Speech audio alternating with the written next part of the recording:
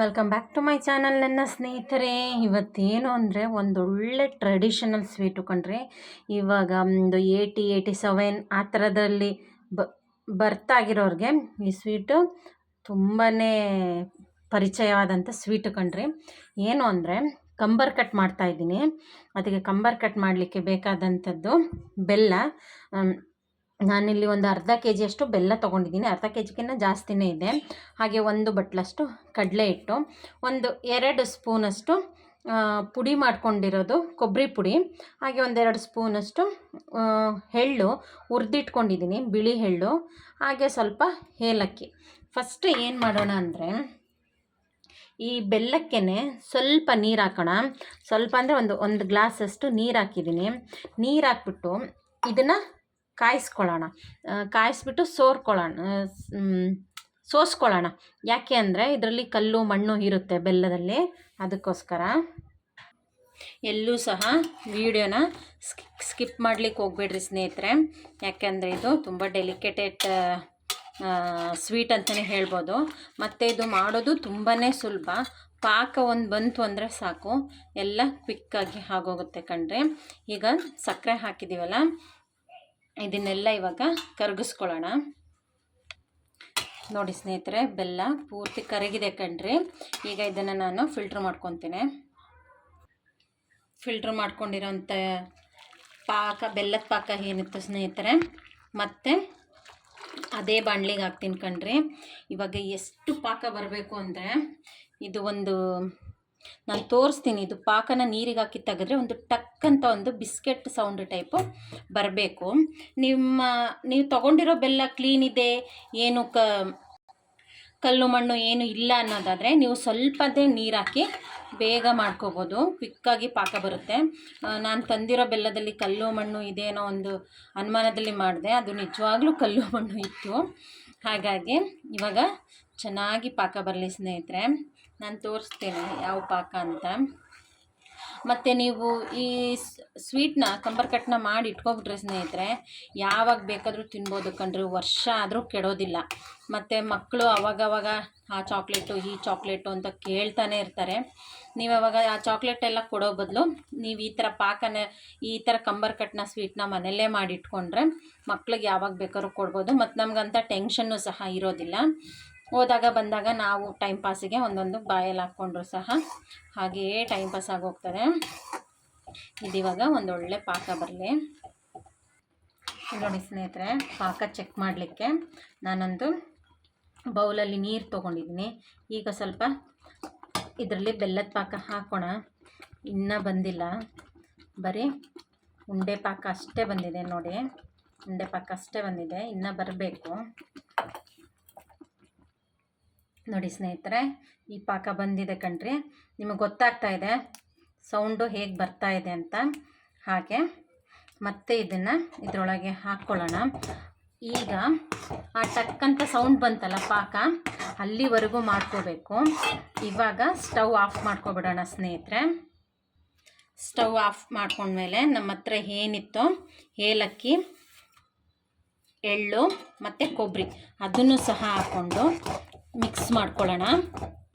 ಹಾಗೆ ಈ ಅಕ್ಕಿ ಹಿಟ್ಟಿತ್ತಲ್ಲ ಸ್ನೇಹಿತರೆ, ಅಕ್ಕಿ ಹಿಟ್ಟನ್ನು ಸಹ ಹಾಕಿ ಮಿಕ್ಸ್ ಮಾಡ್ಕೊಳ್ಳೋಣ. ಸ್ವಲ್ಪನೇ ಅಕ್ಕಿ ಹಿಟ್ಟು ಹಾಕ್ತಾ ಇರಬೇಕು. ಈಗ ಚೆನ್ನಾಗಿ ಒಂದೊಳ್ಳೆ ಮಿಕ್ಸ್ ಕೊಡ್ತಾ ಇರಬೇಕು. ಇವಾಗ ಪಾಕ ಬಂದ ಮೇಲೆ ಆಫ್ ಮಾಡ್ಕೊಬಿಡಿ ಸ್ಟವ್ನ. ನಾನು ಹೇಳಿದ್ನಲ್ಲ ಅದೇ ಪಾಕ. ನೀವು ನೀರಲ್ಲಿ ಹಾಕಿ ಎತ್ತಿ ಹಿಡಿದ್ರೆ ಟಕ್ ಅಂತ ಸೌಂಡ್ ಬರಬೇಕು. ಅದು ಆವಾಗ ಮಾತ್ರ ಅದು ಪಾಕ ಚೆನ್ನಾಗಿ ಬಂದಿದೆ ಅಂತ ಕ್ಯಾಂಡಿನೂ ಸಹ ಚೆನ್ನಾಗಿ ಬರ್ತದೆ. ಹಾಗೆ ಸ್ವಲ್ಪ ಅಕ್ಕಿ ಹಿಟ್ಟನ್ನ ಹಾಕ್ಕೊಂಡು ಕಲಿಸ್ಕೊಳ್ಳೋಣ ನಾವು. ಇದನ್ನು ಮಾಡಲಿಕ್ಕೆ ಯಾವ ಎಕ್ಸ್ಪೀರಿಯೆನ್ಸು ಬೇಡ ಸ್ನೇಹಿತರೆ. ಪಾಕ ಒಂದು ಚೆನ್ನಾಗಿ ಬಂದುಬಿಟ್ರೆ ಅಷ್ಟೇ. ನಾನು ತೋರಿಸಿದ್ನಲ್ಲ ಅದೇ ಪಾಕ ನೀವು ನೀರಲ್ಲಿ ಹಾಕಿ ಎತ್ತಿ ಇಟ್ಕೊಂಡು 1-2 ಸೆಕೆಂಡ್ ಹಿಂಗೆ ಮಾಡಿದ್ರೆ ಫುಲ್ಲು ಈ ರೊಟ್ಟಿ ಆದಂಗೆ ಆಗಿ ಗಟ್ಟಿಯಾಗಿ ಟಕ್ಕಂತ ಬರೋ ಅಂಥ ಸೌಂಡ್ ಬರಬೇಕು. ನೋಡಿ ಸ್ವಲ್ಪ ಸ್ವಲ್ಪನೇ ಅಕ್ಕಿ ಹಿಟ್ಟನ್ನ ಹಾಕಿ ಕಲಿಸ್ಕೋಬೇಕಾಗ್ತದೆ. ಇದನ್ನು ಚೆನ್ನಾಗಿ ಹೀಗೆ ಮಿಕ್ಸ್ ಮಾಡ್ಕೊಳ್ಳೋಣ. ಮತ್ತು ಇದನ್ನು ನಾವು ತೆಗ್ದು ನೋಡಿ, ಮತ್ತು ಇದು ಪುನಃ ಬೇಗ ಗಟ್ಟಿ ಆಗಿಬಿಡ್ತದೆ. ನಾವು ಈ ಸ್ಟೇಜಲ್ಲಿ ಬೇಗ ಮಾಡ್ಕೋಬೇಕು. ಬಿಸಿ ಇದ್ದಾಗಲೇ ಇದನ್ನು ತಿರುಗಿಸ್ಕೋಬೇಕಾಗ್ತದೆ, ಇಲ್ಲಾಂದರೆ ತಣ್ಣಗಾಗೋದ್ರೆ ಅಷ್ಟು ಚೆನ್ನಾಗಿರೋದಿಲ್ಲ. ನಿಮಗೆ 1 kgಗೆ ನಾನಿಲ್ಲಿ ಅರ್ಧ kg ಅಲ್ವಾ ನಾನು ನಿಮಗೆ ತೋರಿಸಿದ್ದು, ಆ ಅರ್ಧ kgಗೆ ನಾನಿಲ್ಲಿ ತೋರಿಸಿರೋಂಥ 1 ಕಪ್ಪಲ್ಲಿ ಹಿಟ್ಟು ಹಿಡಿತದೆ ಸ್ನೇಹಿತರೆ. ಆಮೇಲೆ ಮತ್ತೆ ನಮಗೆ ಅಕ್ಕಿ ಹಿಟ್ಟು ಬೇಕಾಗ್ತದೆ, ಯಾಕೆಂದರೆ ಇದು ಕ್ಯಾಂಡಿ ಮಾಡ್ಕೋಬೇಕಾದ್ರೆ ಕೆಳಗಡೆ ಹಾಕಿ ಉಂಡೆ ಮಾಡ್ತೀವಲ್ಲ ಇದನ್ನು, ಆವಾಗ ಅಂಟ್ಕೊಂಡೇ ಇರಲಿ ಅಂತ ಇದು ಮಾಡ್ಕೊಳ್ಲಿಕ್ಕೆ ಬೇಕಾಗ್ತದೆ. ನಾನಿವಾಗ ಎಲ್ಲ ಅಕ್ಕಿ ಹಿಟ್ಟನ್ನು ಸಹ ಹಾಕಿ ಇದರಲ್ಲಿ ಮಿಕ್ಸ್ ಮಾಡ್ಕೊತೇನೆ. ಹಾಗೆ ಕೈ ಮಾತ್ರ ಹುಷಾರು, ಕೈನ ಹುಷಾರಾಗಿ ನೋಡ್ಕೊಂಡು ಮಾಡ್ಕೊಳ್ಳಿ. ಆಮೇಲೆ ಕೈ ಮೇಲೆ ಬಿದ್ದರೆ ಮಾತ್ರ ಕಿಸ್ ಅಂತೂ ಗ್ಯಾರಂಟಿ, ಮಿಸ್ಸೇ ಇಲ್ಲ. ಇವಾಗ ತಿರುವಿದ್ದೆಲ್ಲ ಆಗಿದೆ ನೋಡಿ ಸ್ನೇಹಿತರೆ. ಇದನ್ನು ತಣ್ಣಗಾಗಲಿಕ್ಕೆ ಬಿಡೋಣ. ತಣ್ಣಗಾದರೆ ಗಟ್ಟಿ ಆಗ್ತದೆ, ಆಮೇಲೆ ನಾವು ಕ್ಯಾಂಡಿ ಮಾಡ್ಕೊಳ್ಲಿಕ್ಕೆ ಸರಿ ಆಗ್ತದೆ ಸ್ನೇಹಿತರೆ. ಹಾಗೆ 1 ಸ್ಪೂನಲ್ಲಿ ದೊಡ್ಡ ಸ್ಪೂನಷ್ಟು, ನಾನು ಮಿಸ್ ಮಾಡಿಬಿಟ್ಟೆ ಆವಾಗಲೇ ಹೇಳೋದು, 1 ಸ್ಪೂನಲ್ಲಿ ದೊಡ್ಡ ಸ್ಪೂನಷ್ಟು ತುಪ್ಪ. ಯಾಕೆಂದರೆ ಇದು ಚೆನ್ನಾಗಿ ಒಳ್ಳೆ ಕನ್ಸಿಸ್ಟೆನ್ಸಿ ಬಂದು ನಮಗೆ ಉಂಡೆ ಕಟ್ಟಲಿಕ್ಕೆ ಚೆನ್ನಾಗಿ ಆಗ್ತದೆ ಅಂತ ಅಷ್ಟೇ. ಸ್ವಲ್ಪ ತುಪ್ಪ ಹಾಕಿದ್ದೇನೆ, ಎಂಥ ಸಮಸ್ಯೆ ಇಲ್ಲ. ಈಗ ಇದು ಒಳ್ಳೆ ಮಿಕ್ಸ್ ಕೊಟ್ಟು ತಣ್ಣಗಾಗಲಿಕ್ಕೆ ಬಿಡೋಣ. ನೋಡಿ ಸ್ನೇಹಿತರೆ, ಯಾವ ಕನ್ಸಿಸ್ಟೆನ್ಸಿಯಲ್ಲಿ ಬಂದಿದೆ, ಗಟ್ಟಿನೇ ಆಗಿದೆ, ತಣ್ಣಗೂ ಸಹ ಆಗಿದೆ. ನಿಮಗೆ ಹೀಗೆ ಕೈಯಲ್ಲಿ ಮುಟ್ಲಿಕ್ಕೆ ಆಗಬೇಕು, ಆ ಥರ ಇರಬೇಕಿದು. ಈಗ ಅಕ್ಕಿ ಹಿಟ್ಟನ್ನೇ ಹೀಗೆ ಕೆಳಗಡೆ ಹಾಕೋಬಿಡೋಣ. ಅಕ್ಕಿ ಹಿಟ್ಟನ್ನ ಕೆಳಗಡೆ ಹಾಕಿ ನಾವು ಇದನ್ನು ಮಾಡಿ ಇಟ್ಕೊಂಡಿದ್ದೀವಲ್ಲ,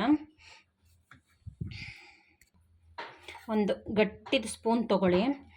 ಹಾಗೆ ಒಂದೊಂದೇ ಸ್ಪೂನು ಹೀಗೆ ಇದ್ರ ಮೇಲೆ ಹಾಕ್ಕೊಳ್ಳಿ. ಈ ಹಿಟ್ಟಿದೆ ಅಲ್ಲ, ಅದ್ರ ಮೇಲೇ ಹಾಕ್ಕೊಂಡು ಹೀಗೆ ಇದನ್ನು ಇದು ಮಾಡ್ಕೋಬೇಕು.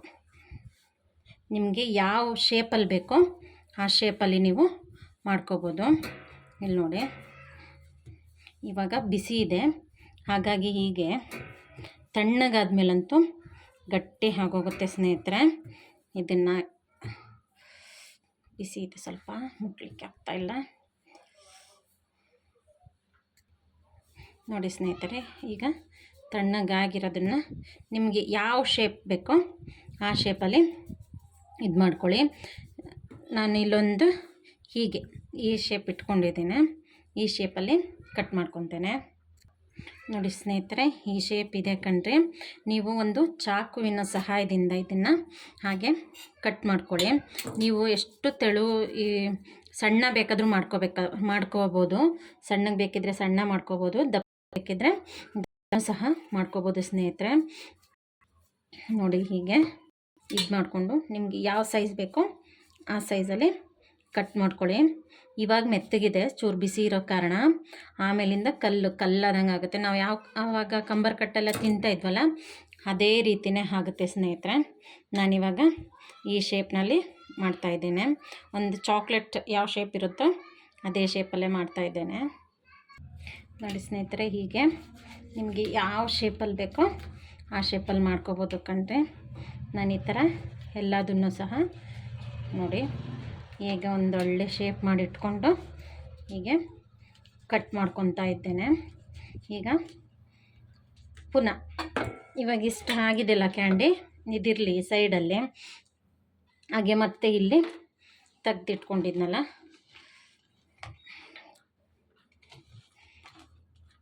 ಈ ಒಂದು ಗಟ್ಟಿ ಸ್ಪೂನೇ ಬೇಕು ಸ್ನೇಹಿತರೆ. ತಣ್ಣಗೆ ಗಟ್ಟಿ ಆಗೋಯ್ತಲ್ಲ ಅಂತ ಯೋಚನೆ ಮಾಡಬೇಡಿ. ಮತ್ತು ನಾವು ಇದನ್ನು ಸ್ಟವ್ ಮೇಲಿಟ್ಟು ಬಿಸಿ ಮಾಡಿಕೊಂಡು ಇದು ಮಾಡ್ಕೋಬೋದು. ಇದಿವಾಗ ತಕ್ಕೊಳ್ಳೋಣ. ಹೀಗೇ ನೋಡಿ ನೀಟಾಗಿ ಬರ್ತಾಯಿದೆ. ಸ್ವಲ್ಪ ಕಷ್ಟನೇ, ಅಷ್ಟು ನೀಟಾಗಿ ಬರ್ತಾಯಿಲ್ಲ, ಮಾತ್ರ ಶೇಪ್ ಮಾತ್ರ ತುಂಬ ಚೆನ್ನಾಗಿ ಬರುತ್ತೆ. ಇಲ್ಲಿ ಚಿಕ್ಕ ಪುಟ್ಟ ಡೊಂಕ ಪಂಕ ಇತ್ತಲ್ಲ ಅದನ್ನು ಸಹ ಹಾಕ್ಕೊಂಡು ಹೀಗೆ ಇದು ಮಾಡ್ಕೊಳ್ಳೋಣ. ಯಾವ ಒಂದು ಶೇಪಲ್ಲಿ ಬೇಕೋ ಆ ಶೇಪಲ್ಲಿ ನಾವು ತಗೊಳ್ಳೋಣ. ಹೀಗೆ ಒಂದು ಮಣೆ ಇಟ್ಕೊಬಿಡಿ ಸ್ನೇಹಿತರೆ. ಮಣೆಯಲ್ಲೂ ಸಹ ತುಂಬ ಚೆನ್ನಾಗಿ ಬರುತ್ತೆ. ಟೈಲ್ಸಲ್ಲಿ ಹೀಗೆ ಉದ್ದಲಿಕ್ಕೆ ಆಗ್ತಾ ಇಲ್ಲ ನೋಡಿ. ಹೀಗೆ ಒಂದು ಮಣೆ ಇಟ್ಕೊಂಡು ನೀಟಾಗಿ ಇದು ಮಾಡ್ಕೊಳ್ಳಿ, ನೀಟಾಗಿ ಬರ್ತದೆ. ಹೀಗೆ ನಿಮಗೆ ಯಾವ ಶೇಪ್ ಬೇಕೋ ಸೈಜಲ್ಲಿ ಆ ಸೈಜ್ ಮಾಡ್ಕೋಬೋದು ಸ್ನೇಹಿತರೆ.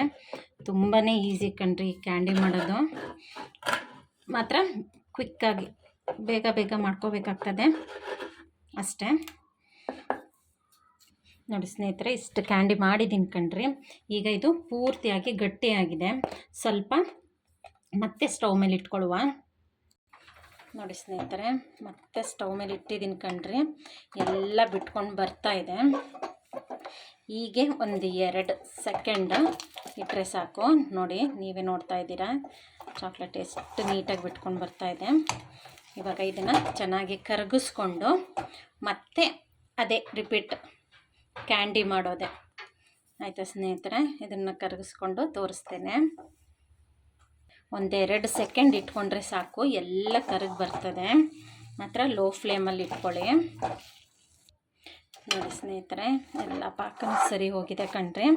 ಈಗ ಮತ್ತೆ ಇದನ್ನು ರಿಟರ್ನ್ ತಕ್ಕೊಳ್ಳೋಣ.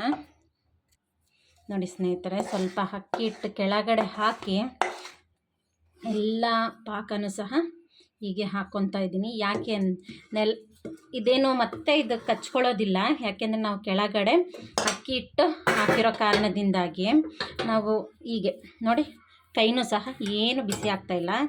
ಇವಾಗ ಸ್ವಲ್ಪ ಅಕ್ಕಿ ಹಿಟ್ಟು ಈ ಥರ ಹೀಗೆಲ್ಲ ಹಾಕ್ಕೊಂಡು ಇದನ್ನು ಮಿಕ್ಸ್ ಮಾಡ್ಕೊಳ್ಳೋಣ. ನೋಡಿ ಹೀಗೆ ಮಾಡ್ತಾ ಇರಬೇಕು, ಏನು ಬಿಸಿಯಾಗಲ್ಲ ಸ್ನೇಹಿತರೆ. ಸ್ವಲ್ಪ ಸುಟ್ಟರೆ ಏನಾಗುತ್ತೆ, ನಾವೆಲ್ಲ ಅಡುಗೆ ಮಾಡೋರು, ಏನೂ ಆಗೋದಿಲ್ಲ. ಹೀಗೆ ಉಂಡೆ ಮಾಡ್ಕೊಳ್ಳೋಣ.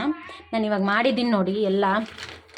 ನೋಡಿ ಹೇಗೆ ಒಂದು ಸ್ಟೋನಿಂದ ಹೇಗೆ ಸೌಂಡ್ ಬರ್ತಾ ಇದೆ ಅಲ್ವಾ, ಹಾಗೆ ಇದನ್ನು ಸಹ ರೆಡಿ ಮಾಡಿಕೊಂಡು ಫುಲ್ ಫಿನಿಶ್ ಆದಮೇಲೆ ವಿಡಿಯೋ ಮಾಡ್ತೇನೆ. ನೋಡಿ ಸ್ನೇಹಿತರೆ, ಎಷ್ಟು ನೀಟಾಗಿ ಮಾಡಿದ್ದೀನಿ. ಈಗ ನಮಗೆ ಯಾವ ಶೇಪಲ್ಲಿ ಬೇಕಾಗ್ತದೋ ಆ ಶೇಪಲ್ಲಿ ನಾನಿವಾಗ ಆಲ್ರೆಡಿ ತೋರಿಸಿದ್ದೆ ಹೀಗೆ ಕಟ್ ಮಾಡಬೇಕು ಅಂತ. ಬಿಸಿ ಇದ್ದಾಗಲೇ ಹೀಗೆ ಒಂದು ಶೇಪ್ ಕೊಟ್ಕೊಳ್ಳೋಣ. ನಮಗೆ ಎಷ್ಟು ಚಿಕ್ಕದಾಗಿ ಬೇಕೋ ಆ ಶೇಪು.